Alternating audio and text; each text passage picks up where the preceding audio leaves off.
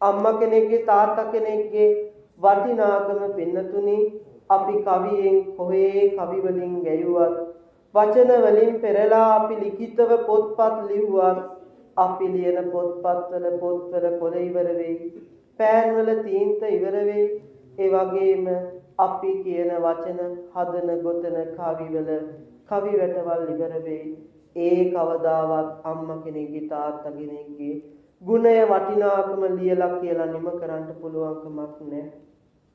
අපේ භාග්‍යවත් බුදුහාමුදුරුවෝ දේශනා කළේ දින්නාහම් භික්ඛවේන සුප්පතිකාරකම් වදාමි මාතුච්ච පිතුච්ච මහණෙනි මේ ලෝකේ ඉන්නවා කොච්චර අප උපස්ථාන කළා අප උපස්ථාන කරලා ඉවර කරන්න බැරි දෙන්නේ අපි ණයයි ඒ දෙන්නට මාතුච්ච පිතුච්ච ඒ තමයි අම්මයි තාත්තයි අපි මහා ලොකුවට වයසට ගියාම ඒ අයටම සලකන්නේ නැහැ බලන්නේ නැහැ ආදරණීය අම්මම වම් උරහිස මත තියාගෙන ආදරණීය තාත්තව දකුණු උරහිස මත තියාගෙන යම් දරුවෙක් අවුරුදු 100ක් නාවල කවල කැතකුණු අත ගාලා ඒ ආදරණීය තාත්තව අම්මව රැකගනීද මහ මුහුදක් තරණය කරලා ගොඩ කරයිද කවදාවත් අම්මාගෙන් බීපු ඒ කිරි බින්දුවක ණය තාත්තා අපි වෙනුවෙන් මහ පොළවත් එක්ක ගැටිලා හොයපු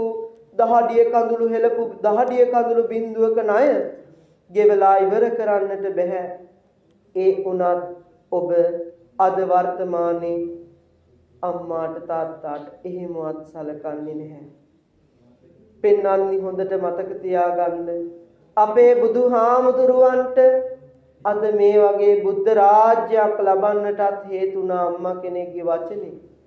එහෙනම් අම්මගේ තාත්තගේ හිත රිද්දව ගන්න නැතුව අම්මාට තාත්තාට ගෞරවයෙන් ජීවත් වෙන්න.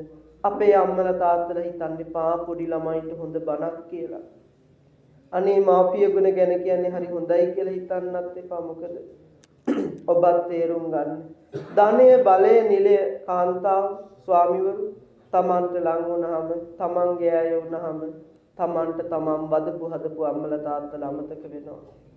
ඔබත් ඔබේ අම්මට තාත්තට සලකන්නේ පිට කෙනෙක්ට වගේ වෙන්න පුළුවන්. ඔබටත් මේ බල මේ දේශනාව අදාළයි.